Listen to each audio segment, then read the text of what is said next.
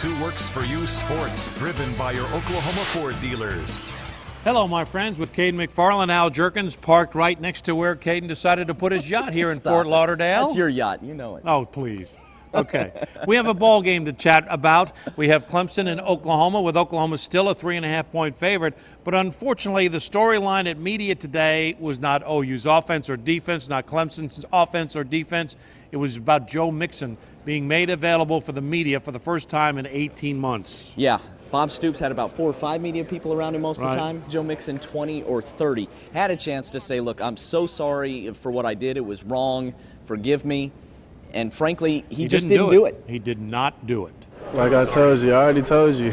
You keep asking me, it's not going to happen. Is that what you're saying? Like I said, I told you earlier, I won't answer that. I told you, football question. He's going to talk about the game. I'm going to talk about the game. So anybody else, feel free to ask about the game. I feel like you put everything that happened behind you. I mean, I'm sure everybody do, right? Do you worry that others haven't? I don't know. That's on them. And as I have repeatedly said on the rant and on our radio show, that Joe Mixon shouldn't even be a part of this football team, but he is.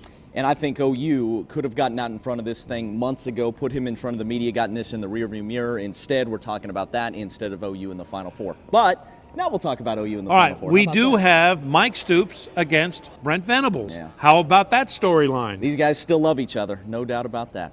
Yeah, we've had a great friendship our whole life. This isn't going to change. We have to compete against each other Thursday night, and we'll talk briefly before the game, but we both got big jobs to do, and once the game starts, it doesn't matter who's over there. It really doesn't. So I'm not concerned about Brent's. Our friendship is a lot stronger than this game or being divisive in any way. I think we have too much respect for each other. We got great love, respect, admiration, appreciation for each other, and where we're at today. I know I'm incredibly indebted to them, their family.